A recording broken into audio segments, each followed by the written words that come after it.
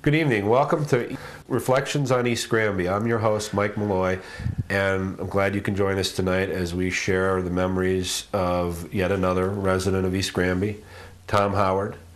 It's D-Day today, and the anniversary of D-Day, June 6, 2009, and I'm glad you can join us. So let's get started.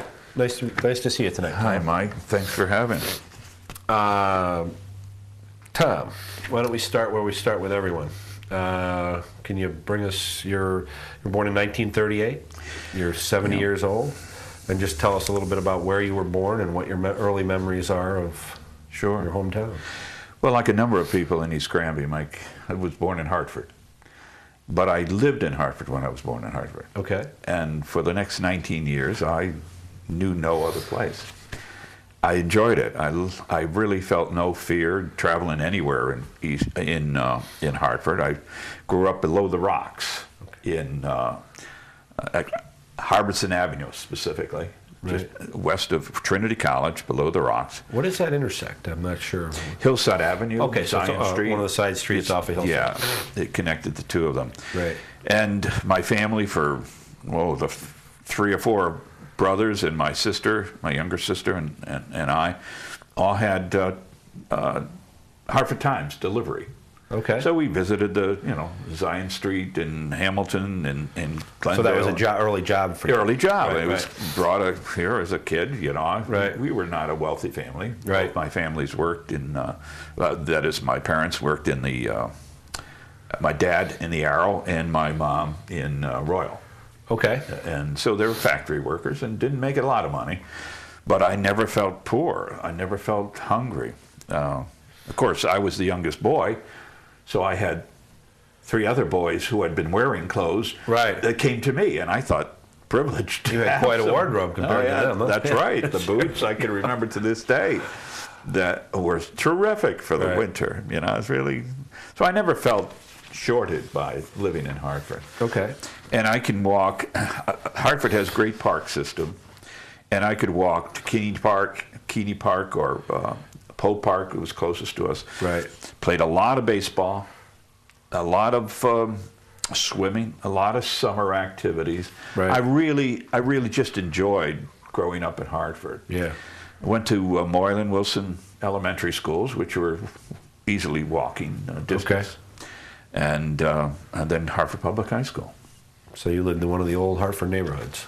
Yes. As a matter of fact, our house was a 4-family house owned by an Irish family, Slattery's. Okay. And her husband was a plumber, and as I recall, and owned about 6 of these 6 family. 3 families. It was 3 family houses. Right. But they owned about 6 or 8 of those houses. Wow. Including the house next door and down the street, and in those houses came my uncles and aunts. Wow. So my family brought in their, when there was a rent, they would let my Aunt Charlotte know, or my Aunt Peg. Recruit another family member. And they were living next door. So it happens very often around here, too. Right. You bring your family to live a little closer if they're in the market to get another place. Right. And so all of us grew up in Hartford, grew up with the park system, with the public schools, and I loved it. Beautiful. Now, just to clarify, how many siblings? I have 3 older brothers. Okay. And a twin sister. Okay, great. Did you, so you went to schools in Hartford, and you went through graduated high school in Hartford? Hartford Public, did you say? Yeah, Hartford Public, class of 56. Super. And it was, I enjoyed high school. I was not much of a scholar at that time, but I loved athletics, especially track and field. My brothers were into football, but that was the cross-country season for me. Yep. So I would go to the football games and become a reporter for the high school newspaper. Started your literary career there? Sort of. I think I've always wanted to do writing. Yeah. But you get the bug.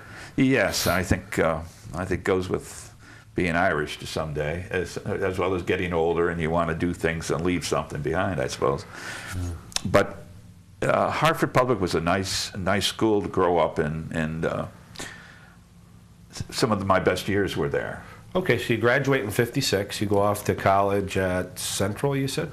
Central Connecticut, right. And I think the biggest thing going for me when I was applying was the fact that I was so social. I was into activities. I was president of student council and captain of the cross-country team, that sort of thing. And so in those days, they wanted well-rounded kids, not necessarily, they always wanted the best scholarship. Right, right.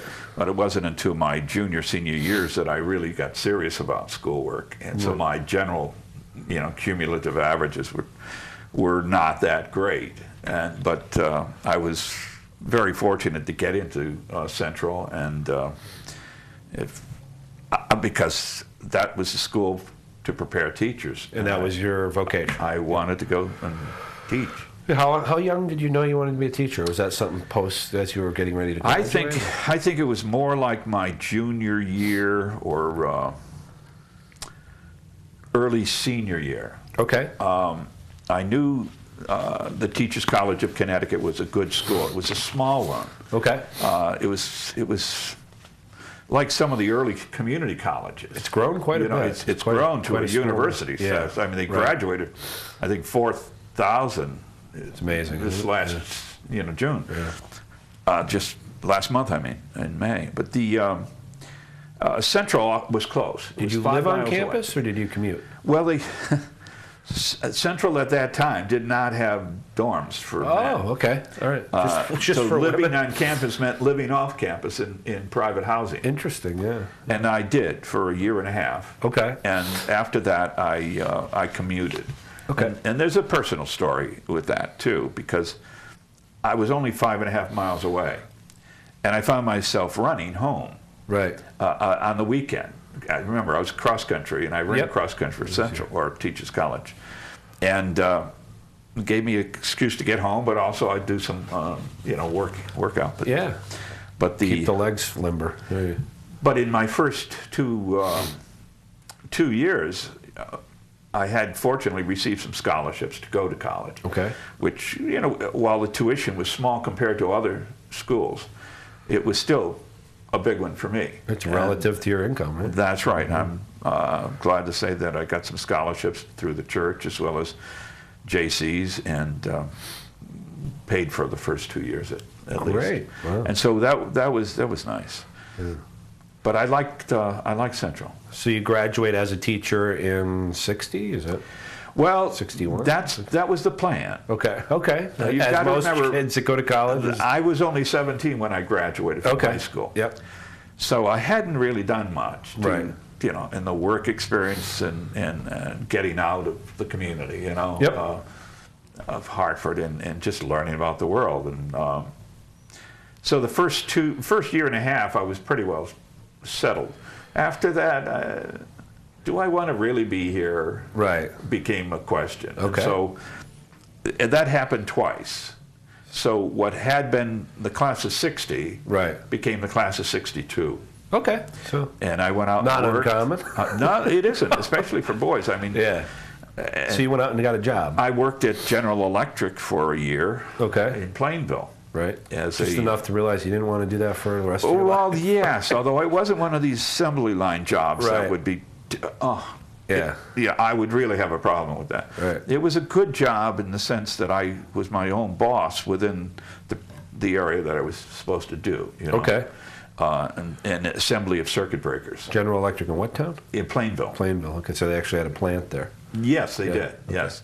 And by that time I had moved out because in my sophomore year my mom and dad had an opportunity to go to Plainville. Okay. And to get the house there. Right. But it's a matter of the boys and my sister pooling whatever we could have, put it in the pool to give them the down payment.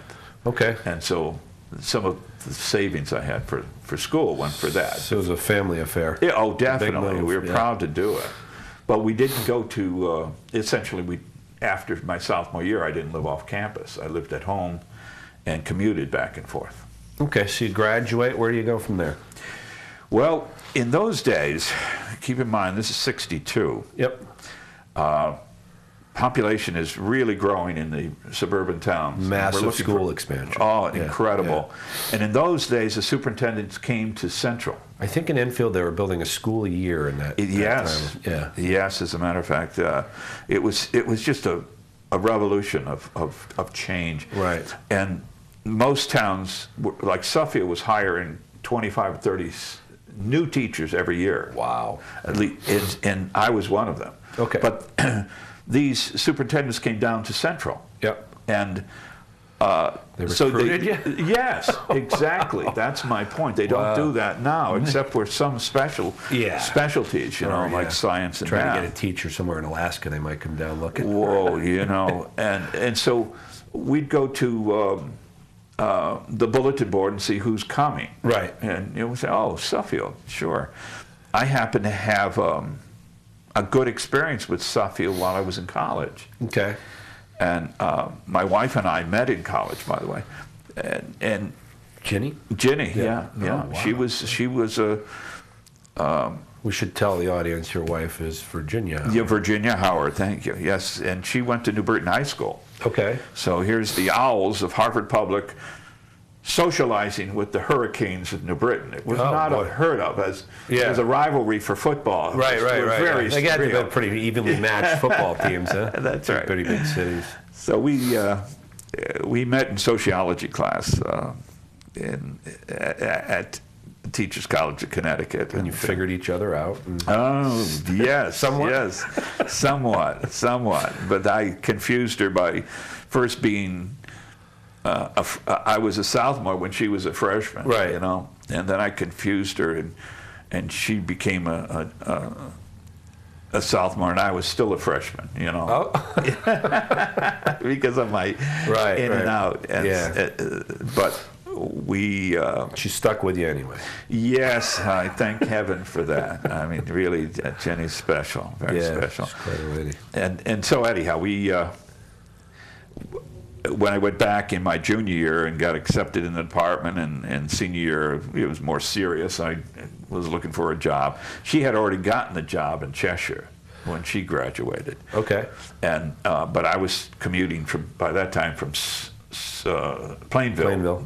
To New Britain, and finished the school, signed up for various school systems, superintendents we saw were coming, and I signed up for Suffield. Suffield was unique because Jenny and I were both in the same department, social studies, and we had an interest in geography. Right.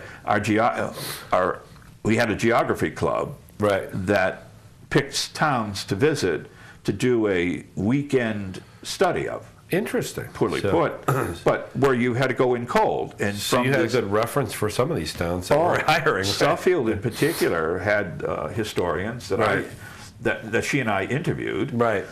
We also drove around town to look at the newspaper mailboxes. Okay. And so we just did a physical, and we review of what newspapers people were getting. Interesting. You're doing a social economic. And there was a peculiar trend. Right. That the people north were getting the Springfield Republican. Really? The people in the south were getting the Hartford Times, indicating Hartford Current. A commute for work? Is that maybe the direction? There was the town was a split town. Interesting. Not unlike East Granby in many ways, but this was along urban fringes. Interesting. So we brought that to the club when we were doing our analysis. We also went to the Catholic cemetery. Okay. And we're looking over the names, and very clearly Polish. Right. So ethnically, we knew there was a big impact of Polish. Right.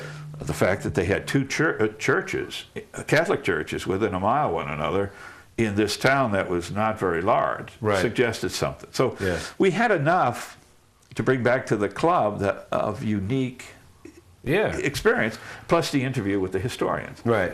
So when the superintendent, Hugh Watson, came to Central, Teachers College at that time, I could talk about this Suffield history. Wow. And the fact is, they wanted to bring Suffield history into the curriculum. Oh, so You had an in. I had an inside track. After that, I got the call, you know. Throw a couple place names into the interview, and you're in. That's right. So, okay, so you're in. You get the job in Suffield. Did Ginny get the job in Suffield? No, she had. No, she had. She had applied for that also. No, no, okay, no. right, she had gotten a job in Cheshire. She was already working. Yeah, she was always working. Okay. But then when I got the job in Suffield, we knew we were going to have to move north. A little closer, yeah. Yeah, so she applied for a job in the Windsor Locks area, and she got a job in Windsor Locks. Okay, great. So you get the job in Suffield, she gets the job in Windsor Locks, and you move to Windsor Locks. That's right. We first rented on North Main Street. Right. Hasn't changed much, has it? No. I went by the house just last week. It's like a museum over there. Yeah. It's amazing. Well, it's grown on the west side. Yeah, the airport. The airport. I mean, if that hurricane, the tornado really did a job. Urban renewal in 30 seconds, right? Not to mention what happened to the center of town. Right. You know, it's hard to see. To some degree, there's a parallel here with East Granby, as I see it, because the old towns had a village center. They had an urban or economic center that drew you. Yep. And this so-called renewal sometimes, or infrastructure, sometimes breaks that apart. Oh, it destroyed it. It happened in Windsor Locks, and it hit. Yeah, when I say it's like a museum, it's the neighborhoods that haven't changed. Yeah. They're pretty much houses built 150, 180 years ago, sometimes even 100 years ago, but they're the same houses. You know, the downtown has changed dramatically. Oh, incredibly. And it's right along the canal, as you know. And, right. You still have the mills are still there, but all the little shops are pretty much broken Yes, up and it was Suffield was like that, as a matter of fact. Yeah. When I first got up there, right in the center of town, where the library is now. Right. That used to be the town hall. Right. Fire department, everything went there. Flattened it. And then they had little luncheonette and drugstores, whatever. You could walk along these, this block and get anything you want. Right. You know? They flattened all that, right. and they put in that village type of thing with for food and small stores, but it didn't have the same character. And I know it's going up and down. Yeah, they've had economic success. It's like a mini mall, but it's removed from the street scene, and that's really where it loses its character. But it has parking that you need now, because like Suffield is very large. East Granby is very small by comparison. So there's 7 miles. I think what do we have? Well, I don't know square footage. Yeah. Square. It's about half miles. the size, I would guess, maybe even less. Oh yes, but still, to get from one place to another, you need a car. Right. So you're teaching in Suffield. What grade would you teach? I taught 9th through 12th. So social studies, history, high school, social studies, and history. Everything. Social studies was one of those areas where. You started out, we had world history, civics, right. problems of democracy. Right. Then over those years, there's always a cycle of change, right. where you move from your core to selectives right. or electives. Right. And I went through all of that. And it's the more it changed, the more it stayed the same in some ways, Same themes kept popping up. Right, you still teach civics, but you don't call it that. Right, you teach as much history, world history becomes modern European history or something like that, but you still need the antecedent events from the world and to understand them. I mean, how do you understand the Middle Ages without understanding ancient history to some degree? You got to put it. That's always strikes me about history. It puts everything into it puts depth into the human experience. So you realize, and now as people tend not to be as reflective about history, they tend to think events are unique, and where they are in their essence, but they've been repeated throughout history. And once you understand that, especially at a level that you can teach in high school, it humbles you a little bit, and it makes you not so responsive to the idiosyncrasies of life. Well, I think you're right. Yeah. And to some degree, that's one, they say, history is wasted on the young. Yeah, right. To some degree, that's because they don't have that perspective. Right, they don't have the depth. The depth of thought. They don't see the linkage between today and yesterday. Right. I mean, I showed them. I taught Suffield history for about 8 years. Right. And sometimes we had three courses, three. Right. So I only taught 5 classes, but 3 of them in the spring were Suffield history, and it was really good. But it was very individualized because they did research on topics that they wanted. But my point is, you try to teach them Suffield history, and you talk about Suffield Academy, or you talk about this building. They only see the building that's there now and cannot. You put the Victorian picture with its architecture next to it. What building is that? They can't see that that's the same building. Right. Or that these streets that are here today were there when the town was settled. Right. They were pathways, roads to. Well, they think like a good example, Mountain Road. It goes to the mountain. Well, no, it used to be called Depot Street because it went to the depot. The road. So exactly. Those simple little points can really open people's eyes. So you're teaching in Suffield. You're having a good time. Yeah, really. You had a good career there. You're Jenny's in Windsor Locks, and you moved from Windsor Locks in what year to East Granby? In '75. Just before the bicentennial. Yes. Okay. As a matter of fact,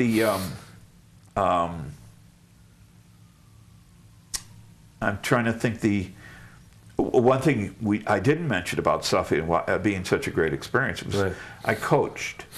So one of I think it was a codicil of our agreement, verbal, you're coming here to teach, Suffield history along with other histories and so on. But I notice you have track and field, We'd like to start an expanded, besides baseball, basketball, and soccer.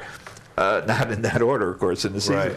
But they wanted to get more court. They were expanding sports, and so I started the year I got there. We started cross country, and track informally, running on the grass.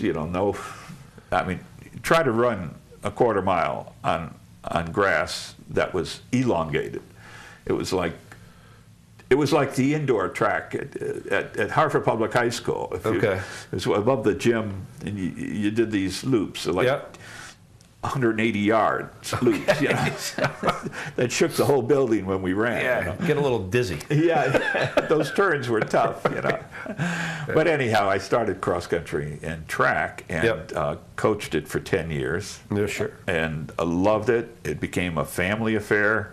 The captains were very close to us, and we always had a meal for them, before the season. And I have to say this: Jenny was very close to me coaching track, really, and cross country, especially track, because we did it as a team. Okay. She was very much into sports, and so when I finally reached that point where I said I have to do some graduate work, right, and I can't coach 3 sports and get home at 6 o'clock every night or 5:30. Teach your class, and then try to go take a class at University of Hartford or whatever. Right. It just I couldn't do it, and then do homework. It's just no way. So I said I have to focus. Right. And so I said no, I'm not going to coach anymore. She was more disappointed than I was. Oh, so it was a family affair. Yeah, very definitely. So you had 2 children? Yeah, we had 2 children. Yeah, we adopted 2 children, a boy and a girl. Okay. In 66, 68. Okay. And they went through Windsor Locks school system. I hesitate because my son was in kindergarten in Chicago. Right. And that's because I got a National Science Foundation grant to study for a year in Chicago. So you took a leave of absence? Yes, so I had a sabbatical. Wow. It's one of 3 that I had over my 33 years. Huh? Yeah. It was. I mean, to move lock, stock, and barrel. We owned the house by this time in Windsor Locks. Yep. And so we leased it for the year and went right to the south side of Chicago with our Ford station wagon. Okay. The double panel or the old classic. Sure. Oh, I felt it was like a neon sign. Right. Hit me. Okay. As I'm driving through the streets. Right. Anyhow, and we had a trailer that is an RV, and we camped out, and the Black Hills, you know, in the summertime, and then went all over the place in the wintertime. Good experience. It was a good experience. So you get you move with your whole family to East Granby. Now, at what age were your children? They went to school in East Granby at that point. Yes, my son Steve was enter 6th grade. Okay. And my daughter would be in third grade. So 6 and she third. went into Allgrove, and my son would have gone to Seymour. Okay. At that time. And one of my first impressions, and keep in mind we're both teachers, so Yeah. we're very conscientious about what's going to happen to our kids in education. Right. You know, we know what to ask. Yeah. You know, and Professional interview. professional. Yeah, it When it was comes- really, yeah. really. And one of the first impressions I had of the Suffield school system was their willingness to East Granby or Suffield? East Granby. Okay. Their willingness to work with parents. Okay. Because my son was big for his age. Okay. Okay, and he had growing pains, as it were. Yeah. Okay, and we felt he could benefit by doing 5th grade over again. Okay. Okay. He had, as I said, he did kindergarten in Chicago. Right. Frankly, he put him a year and a half behind. Okay. So Okay. yeah. So when he got to Windsor Locks, he really had catch up, Sure. And so when we came to East Granby, we wanted him to stay back, and we thought we were going to have a problem because of his age and so on. Right. No problem, So Mr. they and were- Mrs. Howard. That's fine. We can do that. Great. Because we explained how we felt the year of maturity. You didn't just growth. ask for it; you explained the reasoning. and Yes, They were yes. receptive to that. He didn't have to academically. He could probably struggle, Right. but this would be better for him. Right. And he's coming from a school system in Windsor Locks that, you know, he was part of. Now he's coming into a new school system. So whether he Right. started in 5th or 6th grade wouldn't matter Okay. in terms of his friends leaving. He didn't have any friends. So the school until then. system was receptive to your specific needs. And what else? Was there anything else that help you make up your mind to move here? You were teaching in Suffield. You're living in Windsor Locks. What about East? What happened with East Granby? Well, you know, the schools in East Granby appealed to us because Right, okay. they're small. So it was Okay. primarily schools.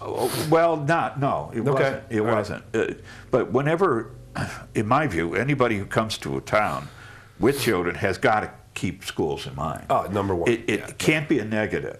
So Yeah. it was a positive rather than a negative. Yes. Okay. Yep. But what got us in the door here in East Granby is kind of interesting. Okay. In Windsor Locks, my wife and I were both active with the JCs. Right. And I was president of the JCs. Okay. And she was also president of the JC Wives. As we went through our career and reached the point of you have to get out at 35 in the JCs. Okay? You have to get out. Yes, you leave the JCs because the can't whole be- idea, it's a young men's Oh, organization. really? See, I have no Okay. conception of the JCs, right? The whole idea is it gives you training that helps you in business, helps you in life, helps you in civic Interesting. affairs. Okay, Right, right. Speak up as a course. Okay. Where you develop public speaking skills. Interesting. Well, I was a teacher. I spoke all the time. Yeah. But still, I took it and enjoyed it. used to- Parliamentary procedure and all that stuff, and getting involved. Anyhow, I enjoyed the JCs from the camaraderie in the community of Windsor Locks, Right. but also because it fostered things that I wanted to develop in myself. Yeah, yeah. And I went on to become a state officer For the all right, JCs. for the JCs. I became a regional vice president, which meant now I was responsible for towns like East Granby, Okay. Suffield. Okay. So you had like a sector or a section. That's right, a Yeah. section Yep. of that. So in that role, I immediately got to know all the presidents of these communities and Right. got to know what they were doing from a standpoint of community involvement and Great, what yeah. was great and so on. So I got to know East Heartland, Granby, East Granby, and Suffield, as well as my home chapter, Sure. Windsor Locks. And I really got to like these guys and get to know the character of their communities Right. from these young men who are doing so much for their community. Right, right. Okay. Interesting. And Of course, I knew more about Suffield too at that time because I was teaching Right. there. But East Granby appealed to me because it had a unique outlook on community versus the extra community like the state. Okay. Okay? It only wanted to do its thing with the town, with the community. Uh-huh. It was not looking for pats on the back or prizes or accolades from the state of Connecticut. And more, they didn't want the state of Connecticut or the Connecticut JCs Right. telling them what Very to do. Independent group. Right, It's right. very independent. And the guys in here were, the same age, under 35. They were all active in some way in community groups. Okay, interesting. All right, both political parties, in Board of Finance and other groups. They were wearing more than one hat. Oh, they were. Yeah, right. And the wives too. Right. They were really. They had the JCs had an award, and I forgot the actual phrasing, but it was kind of like the penetration award or something like this. But it was an award for the largest impact on the community based upon how many men you had, eligible members. Most bang for the buck award kind Well, of thing? no, if you had 100 men, for example, right, of right. It was eligible expected age, you'd have a big impact on your community. well, it's the number. Let me try to explain. Yeah, sure. If Hartford was JC, okay, they'd have thousands of men. Right. They have a chapter of maybe 50 or 100 guys. Okay. All right, that's fractional, Right. percentage-wise. East Granby had, say, 25, 30 guys, but they only had, let's say, 100 men. Right. Okay. So the impact is 30% of the eligible men in JCs are participating. So the highest percent of participants in a That's community. essentially, Right. yes. Right. Right. And they call it penetration or something like Yeah. that. And they got an award for it because these guys were so active and there were so few to choose Wow. to join. Anyhow, I met Charlie Purser. I don't know if you ever knew Charlie before you came. I heard the here. name, but I never met him. Oh, Charlie was in the JC. He was president of the JCs.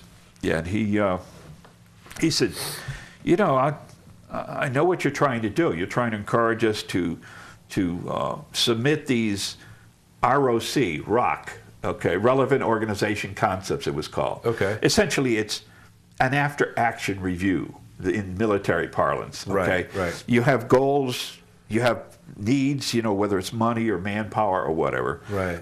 And a time frame. Okay, you have specific activities and who's going to do what at what time. That's in advance. Right. Okay, you make the deal to get everything taken care of that needs to be done. Then the event Business goes plan on. going forward. Right. And then you have the event, and then after the event, you evaluate all of the pros and cons of it, the Right. after action, and that's the relevant organization concept. So the whole idea is to plan, but To to learn from carry it what you did. out, Right. And I can't say what they used to say relative to badly planned events, Okay. but it was something to the effect if it's poorly planned, it's going to happen. Okay. Yeah, Okay. poorly, Yeah. Right. And anyhow, it was very beneficial to be part of the JCs. I learned a great deal in Windsor Locks and became an officer, as I said, in the state JCs, and eventually a U.S. senator. Just to digress for 1 second, he indicated that he knew you were trying to get him to do these ROCs. Yes. What was his response to that? They were only interested in East Granby. Oh, they weren't. They didn't want to do it on a regional. Well, that's right. They Yeah. didn't need to know what the state wanted, or Okay. because So they're they- only interested in home. All right, and but yet they met the president of Suffield JCs, and they met the president of the Granby JCs, as Right. well as the Windsor Locks JC president, and me, because I brought those 5 presidents together Right. on a regular basis. So they got to see what each was doing Right. for their community and how they learned from each other. Well, the state was doing that. The Connecticut JCs were doing this. Right. the bottom line is I got them to write the ROCs for their projects here Right. in East Granby, because I knew they were great projects. They came back with all of these awards from the Connecticut JCs. So you just wanted to illuminate how good. Exactly. Yeah, right. Look at what you guys are doing. You know, they knew what they were doing for East Granby was good. Right. But when you compare it to other guys and what they're doing for other communities, and you realize, wow, we're doing something really special. We need to highlight this. Yeah. So they did that, and they really came out of it feeling that, well, state can't be so bad. You know? Right. So you wanted to be part of that. That Well, was part of what drew you in. I got to know the guys and the women of East Granby, and of course you met over here, and you began to realize good feelings about the community. Right. Okay. Heartland was another community that we from Windsor Locks had extended. That is, we started a chapter up there on the hill. Right. And they're even smaller than East Granby. Yeah, they sure So are. I had good feelings about Heartland and East Heartland. So when it came time for us in Windsor Locks to move out of town, we had to make a decision. And I have to tell you, one of the motivations for leaving Windsor Locks was the fact that my wife was teaching middle school Right. in Windsor Locks. Okay. And when we lived in these houses, these ranch houses, all the kids were tiny. Right. By this time, they're all her kids Okay. in school. Right. And she had, you have to understand, our lot had no trees on it. It Right. was an old sand pit, I think, for a Yeah. tobacco farm. Post-World War II ranch. Yes. And so while she loved teaching and loved her kids, middle school kids don't understand that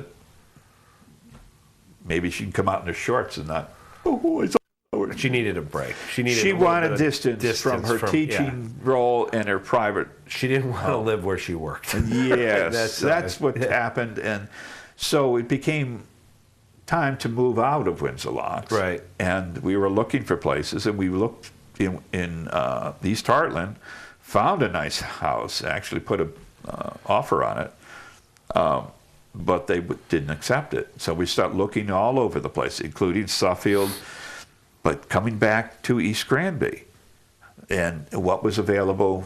And the realtor took us around to all these houses, and none of them fit our needs. Right. But he finally gave up in terms of trying to sell a realtor's house. Right. Yeah. He said, by the way, in the Hartford Courant there was something or time. Oh yeah. He spotted one you might like. Yeah, you might want to call him. Yeah. And that's the one we found. Oh, interesting. In the same house you still live in? Yes. Wow. So that's And- 75. And what this is, 75, and it was an old. It was one of the early the Capes Yep. built as the Crow Farm was split up into Melody Acres, and Right. it was split up into developments. Yes. Okay. Ours was the last one at the end of the street, Right. as you know, and what got us, what won the house over, was we couldn't get into the front door because of the trees. So it was still relatively heavily wooded and Heavily wood. So from sand, no trees, right. You were we have trees paradise. front and back. That's right. Because the original buyer of the house planted a lot of trees. How old is that house? That development over there is. It's got to be 45. So that was also 50. post World War II baby boom development. Yes. Yeah. So Yes, that's it when they was. built- yeah. Yeah. Okay. So you move here and you settle in and your kids are going to school and everything went fairly well at that point and you started to get involved in the community. Well, it was kind of funny. At the closing for Yeah. our house, Right. the man who is the town council for East Granby today Right. did the closing on the house for the seller, Don Holtman. Don Holtman. Right. And he noticed in Windsor Locks I was very active in politics too. Okay. and knew Ella Grasso personally. We very often had I can activities imagine you at did her house. living in Windsor. Yeah, Syracuse. He was on the town committee with me. And he noticed some stickers on my car. For Ella? Well, I can't remember just who it was, but Right. it was clearly Democratic. Democratic. Yeah. And, well, within 30 days, I was on the Democratic town committee. Okay. All right. And there's a little story associated with that. I was active in Windsor Locks with Con O'Leary's state senate campaign. Yep. Okay. And he's still doing stuff. He's doing things with Centro, as a matter of fact. Right. But the Air Museum and all kinds. yes, that's true. And anyhow, we got involved in politics with him and a few other campaigns, usually losing campaigns. You remember a guy by the name of McGovern? Yeah.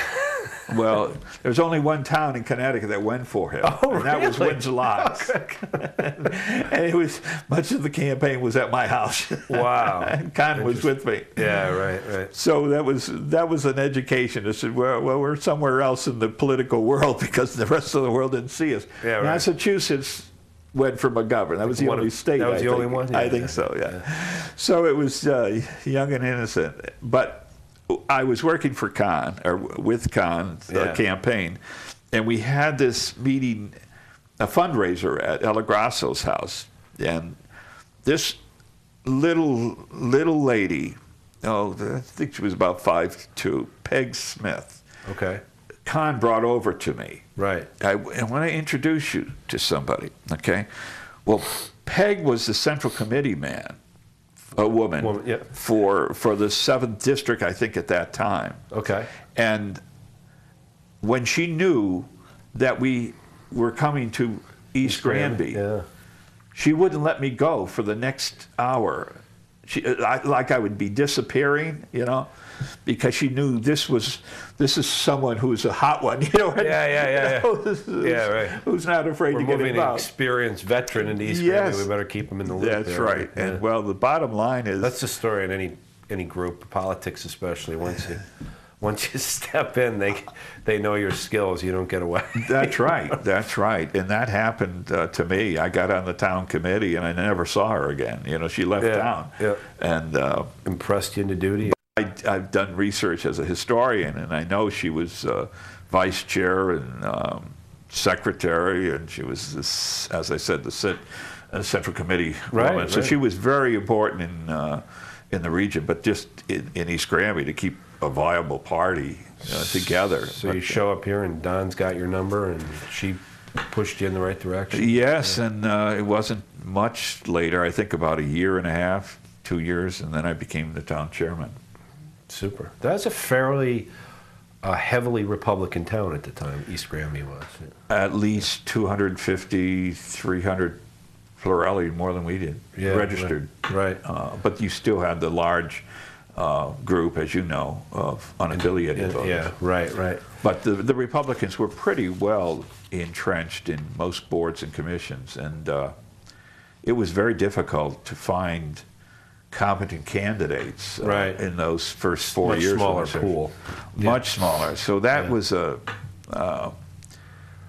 call it the loyal opposition time. Right. And I was just grateful that, frankly, that the Republicans presented some people who were good, especially Frank Rothamer. Right. He was the only one when I was that chairman. And I had a lot of respect for him. It turns out that he was an old Hillside Avenue guy from Hartford. Interesting. Wow. I never knew him in Hartford, but he was further south than I was. But I guess he had been an East Hartford policeman. Yeah. And I don't know the circumstances of when he came here, but he was retired and grandfatherly, you know, and a competent guy, a nice guy, easy to talk to. And he did a reasonably good job. Did his wife just recently Yeah, pass she away? died last week or 2 weeks ago. Yeah, and she was a nice... She was up there in her 90s, though. Yes, that's right. Well, one of the things that I have to tell you, that he was impressed with when he finally retired. Right. Okay. he came up to me one time. I says, I have to tell you something. You got to remember, I was the Democratic town chair. Right. And I sent him, I can't remember if it was fruit basket or flowers, thanking him for serving as first selectman. Okay. Now, he's a Republican. Right, right. All right.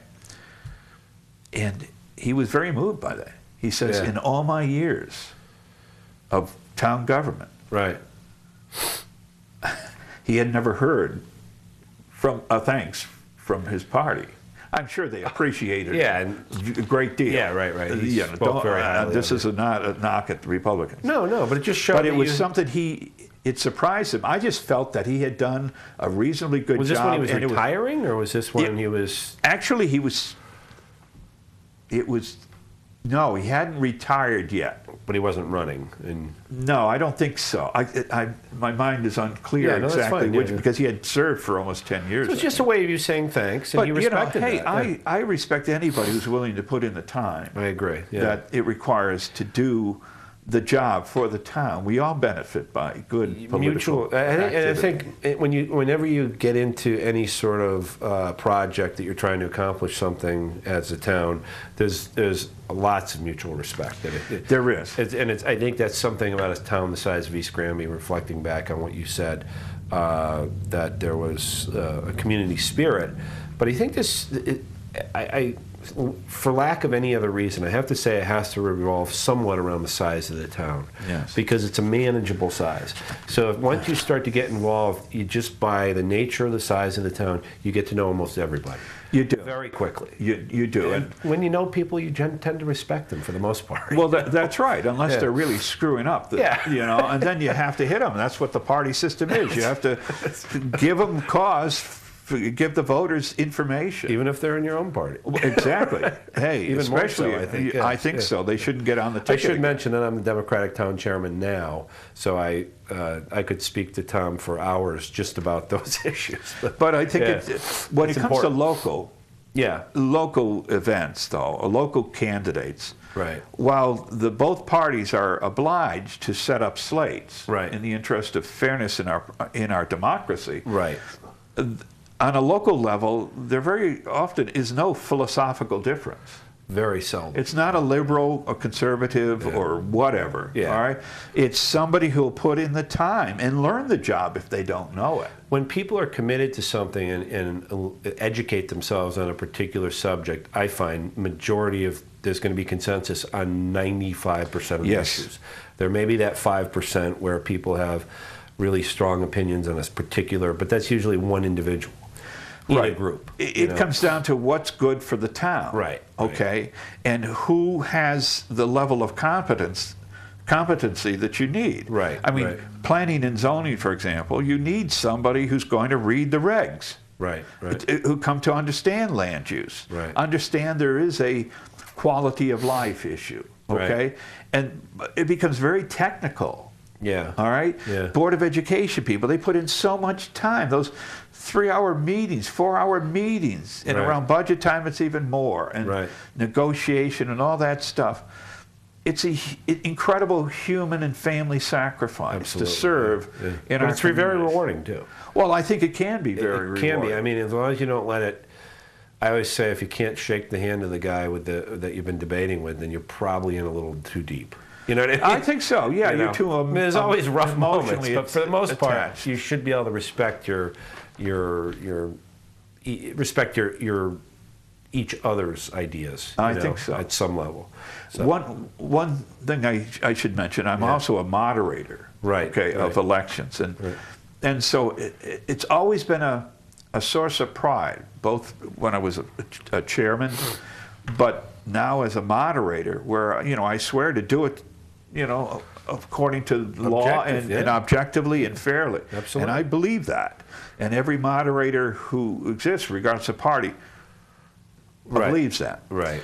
So I see that American flag, that state flag there, and I'm always proud of the fact that we have people here who are both parties or unaffiliated. Right. And they're doing the best job they can to ensure that the product is fair and accurate. And it's not always easy. It is not, but we have machineries, you have problems, there are errors that are made perhaps in some way or another if you're not careful. Fortunately, it hasn't been very often in East Granby history. But I've always been proud of the fact that we are of opposite persuasions. Right. And we look at the results and we'll live with them. Right. And there isn't a single armed member of the military or even the police force out there guarding the polling place. So it's welcome to America, I mean, that's I agree. Other than the Civil War. Once we got that. Well, the Civil War helped to create East Granby, too, in a way. Right. Remember, we were formed in 1858 from Granby. Right. And you have to read Williams' book on I should mention, Granby. Tom's very involved with the Historical Society. He's also a professional genealogist, so his focus on history is a little bit exaggerated when compared to most people, so he can illuminate us on all kinds of stuff. Well, I do enjoy history. There's no doubt about that. And I was president of the Historical Society for 8 years. Right. 4 years and 4 years, 20 years apart. Right. Because you have to take a leave of absence from the Democratic Historical Committee, Society. too, didn't you? I was 8 years on the that is chairman of the Democratic. Then you stopped and you came back. Yes. That seems to be a I'm theme. not coming back, though. That seems to be a theme, though. You do something, you back off. Like school, you did it in college. You back off a little bit and you come back and you do it as best you can. Yeah, that's right. Interesting. You need a break and come back with a fresh perspective and go from there. But history's been a great deal of fun.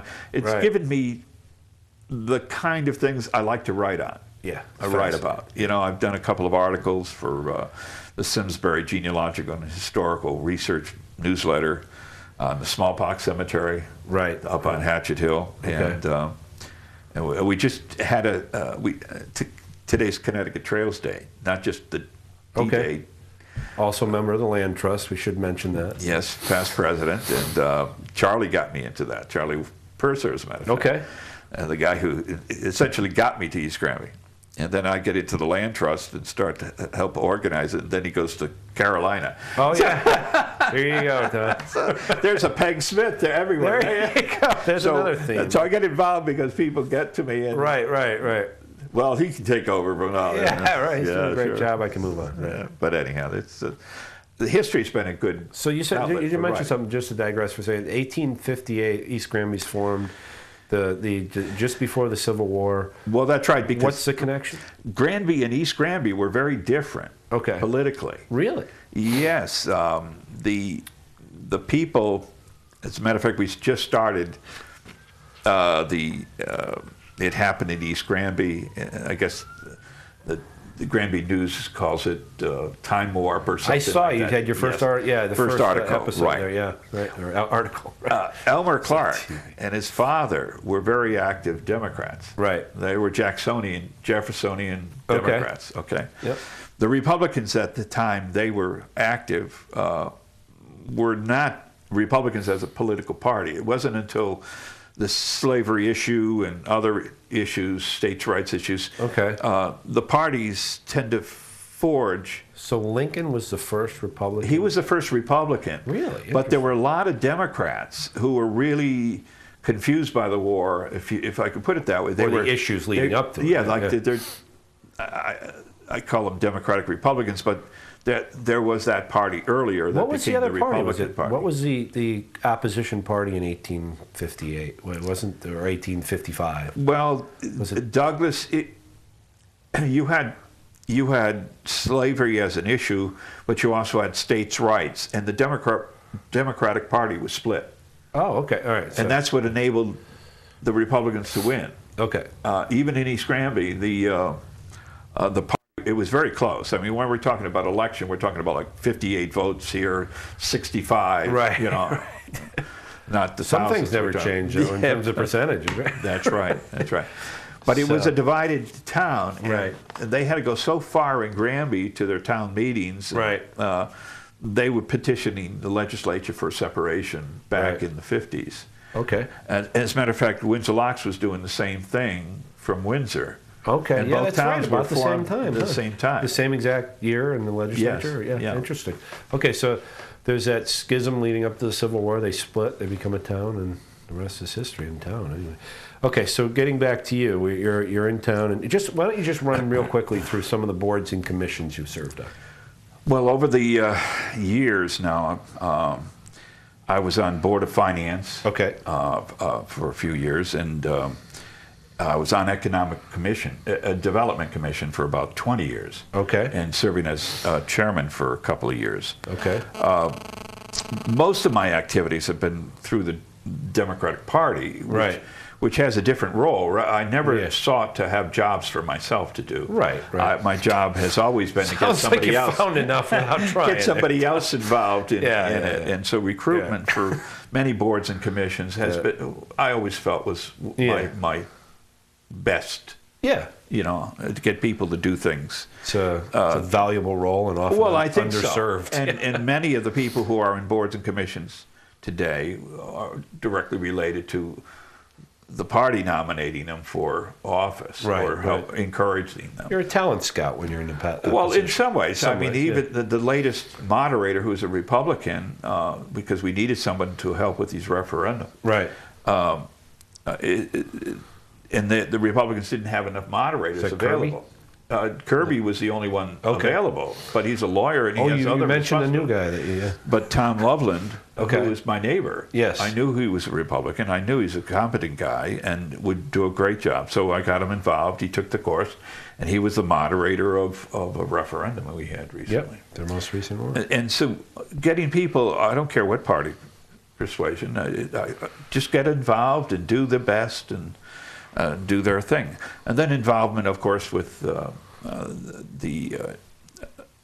Historical Society was a big thing in my life over the years. And most recently, since '96, when Charlie Purser collared me coming out of church at St. Bernard's and said, we need some help on the land trust. Right. We're kind of, in a down, which meant that the leaders were tired and they're getting they weren't older. doing much. Or not as active. All that is history now. We have an active land trust, great land trust with going terrific things, with things that they never, I thought about doing for management plans and it's a great little non-political group you can join for anybody who's interested, and and you get exposed to all the various aspects of the town from you have 5 major holdings? There's actually 10. 10 major, with 260 acres. Okay. And you get to know a lot of neighbors because our little parks are surrounded by houses. Right. And they see the land trust open space as a very positive for their land values. You must have friendly neighbors. That's right. And so it's been 4.5 years I was president, and it's really very proud of the work that a few of us did to rejuvenate it and get it going in a way that sustains itself. But my old job, finding replacements. You're a professional recruiter, I think. We've had excellent presidents. Right.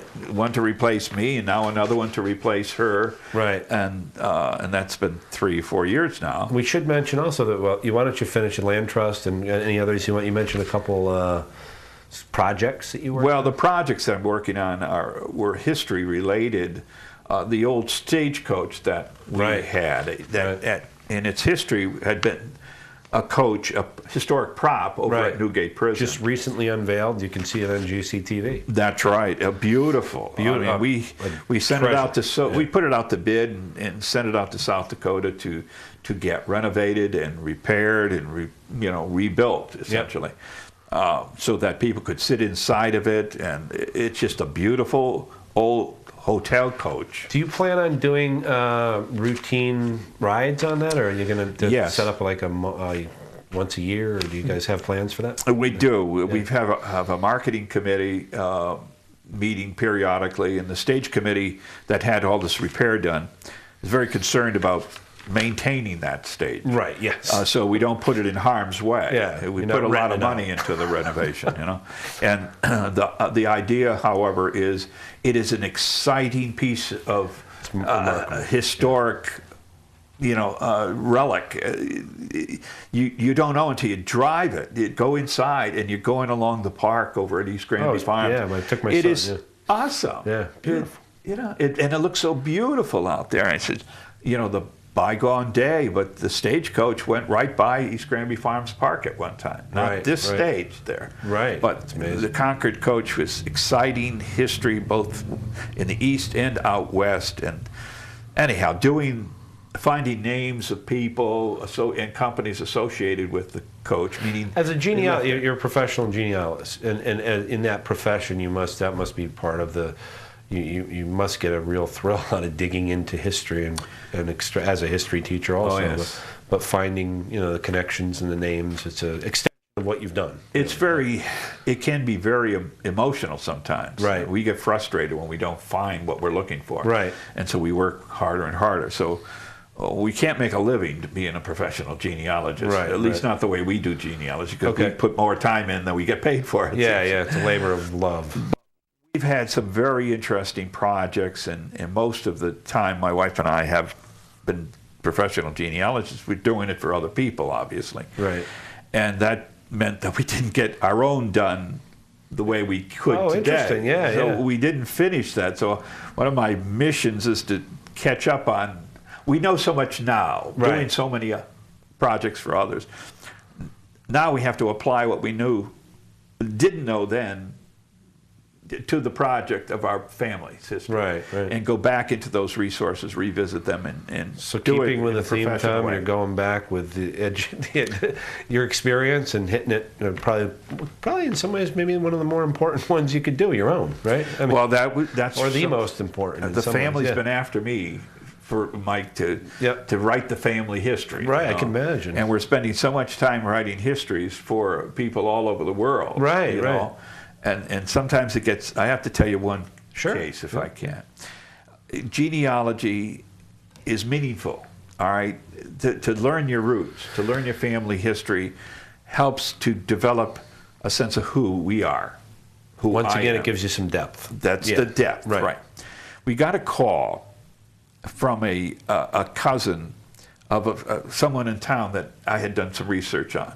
He learned that we had done the research on her part of the family, which was also his part of the family, and wanted us to go further on his line that wasn't exactly covered on hers. He says, got this call. He's a colonel in the Army Reserve, okay? He's from Virginia. And he calls, and Tom, we really like what you did for her, and we'd like you to go further, but there's a sidebar issue here. I don't have very long to live. He had cancer, colon cancer. It was progressing very quickly, and it was like 30 days. Wow. So it was drop everything, go to work on it. And he explained why he wanted it. He had a grandson who had lost his way. He didn't know who he was, why he was doing it. He was just getting into trouble. Well, the bottom line is we made 10 copies of our report for all the members of the family to come together at his house before he died. So that he hoped this message could come, that we have roots that go back. Powerful stuff. You know, and that these people were important. They were our direct line.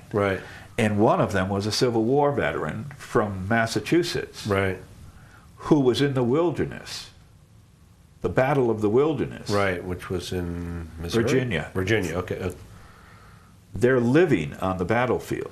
Oh, man, wow. Oh, man is right. I mean, the goosebumps are coming off. You find those. He said, Tom, when I told him that, Tom, do you realize that's where we live, in military housing? Wow.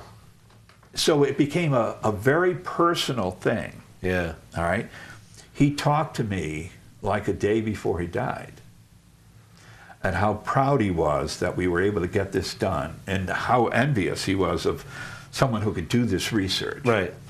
But he was so emotional because of the work we did, and he had it for the family and for his grandson. Inspiring stuff. It was very inspiring. And Anytime you find We're something good like to- that you can do in life, it's addictive. You know Very, what I mean? very 'Cause you really have this sense that you're part of a much better. I always like to say that there's nobody alive today that isn't a couple generations removed from kings, queens, conquerors, and slaves. Yeah, that's right. And we have the human history in our genes. That's right. And so it can be humbling and inspiring. The House of Lords is only 1 or 2 generations from commoners. That's right. They don't want to tell you that. They don't put that on their lapel pin, but that's the truth. Right. That's right. Okay, so all right, let's.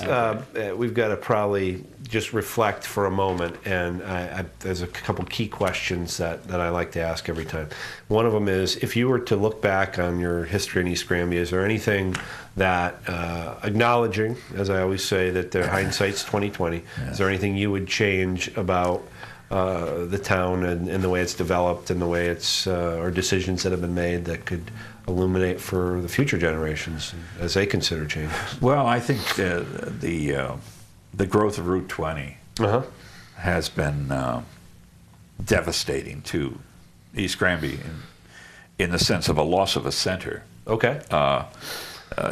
You may not remember, but school was our center. And that's before my time. All right, and you used to come off of Route 20 down School Street, take a right. When did that change, Tom?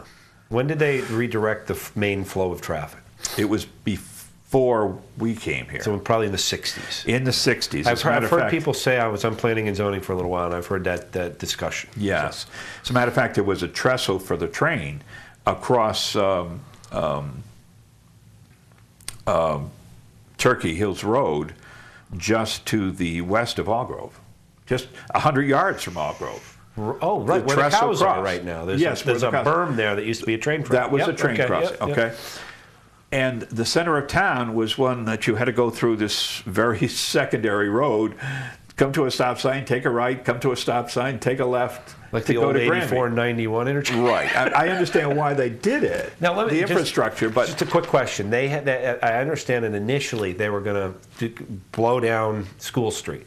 And it was Charlie Francis, I think, who we've got to get in here, had indicated that they fought it, very aggressly to stop that from happening because they knew that would completely destroy the center of town. So they got them to shift the road up a little bit. yeah. So they moved the main arteries away from what could have been or was the center. Right. But other factors, the town hall burning down and the town Quite a hall loss of center records moving there? across the.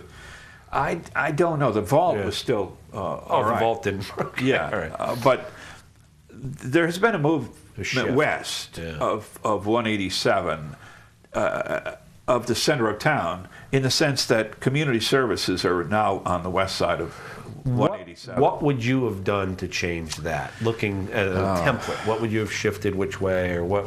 Any hindsight? Because that's an ongoing That's a difficult. debate. That's a I difficult know. question because Solutions it's a trade-off, like so many things. Exactly, If you want better roads, you can't have east and west traffic going through a center of town with bottlenecks of stop signs. Right. We see it going north and south on 187. Right. Where you try to get onto the highway at 3 o'clock. Right.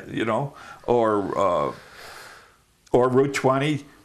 For anybody who lives on Route 20 today, get on the traffic in the morning or afternoon. Yeah. It's just, you've got 10,000 people going one way or the other. Right. 9,000 going the other direction. Right. So, that's because people are coming through the town. They're not necessarily homeowners here. So you might recommend how do a you deal slightly with that? different configuration, but you haven't really. I don't know. I don't know that there's an answer for it because what we were talking about Windsor Locks, what they did with Route 20. 75, that was a country road like Route 20 used to be. Right. And they made it now into 4-lane highway. Yeah, yeah. And it's, whoa, you can't walk across it, That so would it ruin the completely town. breaks the town up. And the center of town, essentially economic center of town, moved west. So would it be fair to say that you would encourage a thoughtful consideration of any future changes and reflection on what the changes in the past have had on the center of town? Something going had to forward? be done. Yeah. The mission was intrastate traffic flow. The state's job is to get the traffic through. That's Yeah, right, yeah. and maybe to take advantage of Woods, the airport. Right. You needed an artery Right. from New York. Okay, but the mission of having a village, Right. helping us define the village and set up arteries or sub-arteries to move traffic, Yeah. like maybe build areas that could have been small village store type Right, of thing, right. where the school is.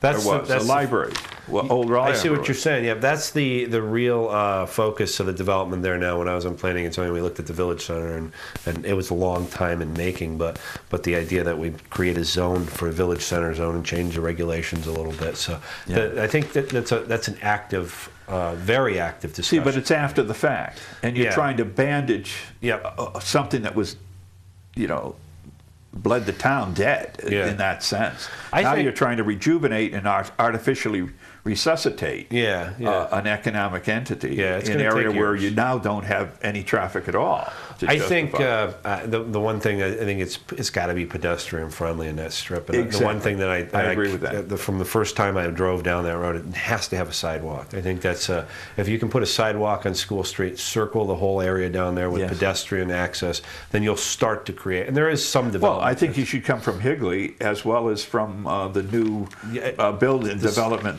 yeah. What are the two of them? The one on School Street and one on 187. In East Street, they're going to try to make a crossover to draw those people. I into think, pedestrian. right, exactly. Those Yeah. are the areas. You need that kind of walkway, but you need something on Route 20 on the north side that was zoned for industry, or commercial industry. You need a drugstore. You need something to get people to walk over. Right. That is part of the zone, and it's going to be a challenge. Okay, reflecting a little differently on the town, any characters that jump out in your memory? Well, Peg Smith was one of them. She lived in East Granby? She lived in East Granby. Oh, okay, all right. That's Yeah, why she yeah. impressed you to do. Yeah, she was a character. And then Frank Rothamer, Right. very definitely. I can say I had a lot of respect for him, and I think it was mutual. It was very sad, in politics. You get disappointed, and when he ran for Board of Finance after serving us 10 years as first selectman, he lost. Oh, interesting. Yeah. And it was shattering because he really had made a contribution, but Right. there was a ebb and flow of the political, and it was a good campaign, don't misunderstand. It's just that there was a need to elect selectmen, and there was a tail effect that affected the vote for the Board of Finance. So yeah, it's a small town. But that did happen, and that was sad. But he was a good guy. One a question that occurred to me on my way here tonight that I'll hopefully incorporate going forward is, if you were to name the biggest inspiration in your life, what pops into mind? Well, I think a couple of them. My brothers. Bob was he was the political member of the family. Okay. He ran for the House of Representatives in 1959 during the Rubakoff year. Interesting.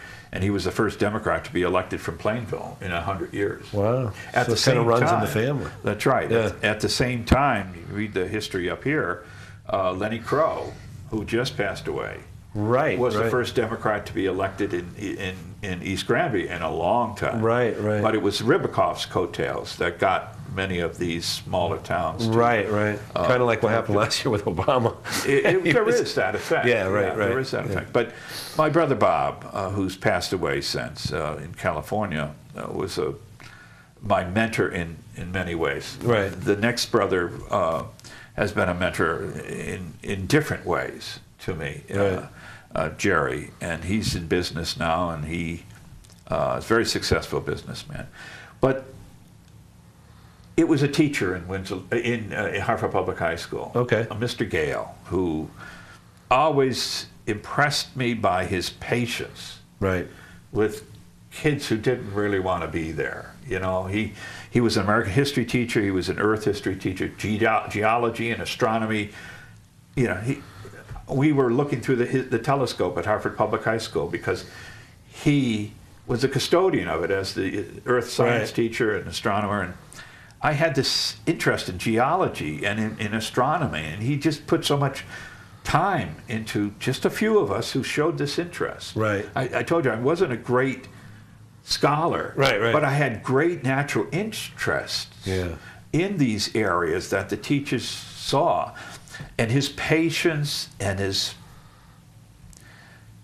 just staying with it as a teacher. Yeah. You know, inspired me. He was a Trinity guy, Trinity educated, and I always said, yeah, he was a great teacher, and I regret never telling him that. Okay. Yeah. I regret. I bet you somebody did. I hope so. I hope so. But So he was a Mr. passionate Gale, inspiration. Yeah, he was, and of course my brothers, as I said. Beautiful. Okay, one last question. Well, first I'd like to do something we probably should have done. Would you like to name you named them briefly, but you had 2 children. Yes, Stephen and Karen. Stephen and Karen. Your wife, Virginia. Yes. Your brothers, we just went over. Your sister's name? Terry Hahn. She lives in Granby here on North Granby Road, as a matter of fact. And you have grandchildren? We have 4 grandchildren. You want Delightful. to rattle off their names? Well, Nathaniel is our older one, and playing Little League in Windsor, and Great. Emily, Jessica, and Katie, in that order. Great. It's important stuff. It is. It's nothing like it. You forget that. Everything else gets... Anyway. It's terrific. Now that we're talking about your grandkids and younger generations, what would be the number one or theme or gem of advice you'd like to pass on? What is it, if you were to summarize? It's very difficult to do, and I don't expect to children. To children growing up. What would you say your sage-like advice would be tonight? Keep learning. Keep learning. Learning. And any kind of learning is good, but be the best you can be. Okay. You've got to keep reading. You've got to keep learning from others. You've got to read. You've got to read the newspaper or watch the television, watch the news, be involved. Right. And be good with other people. Engage the world, learn about it. Yes. You've got to work with people, especially people that you don't agree with or that you don't like. Yeah. You know, and you got to be tolerant of other people. Okay. Because the world is very different than what we here in East Granby experience. One thing that I think a lot of adults don't think of with children, and maybe it's just the nature of the, is passion and accomplishment sometimes take a long time to come together. Yeah. And you don't want to discourage that interest before it comes to fruition. And I mean, if you keep coming back like you do, you find it. Hey, we have like the Energizer Bunny here. Hey, at my age, you want to finish things. Yeah. You know, and so I'm kind of motivating myself to focus on those things that I've wanted to finish in my life. I wouldn't begin to guess where, but something tells me we're going to keep seeing you pop up around town in different projects. So it's been a pleasure. Well, thanks very much, Mike. Enjoyed it. Thank you.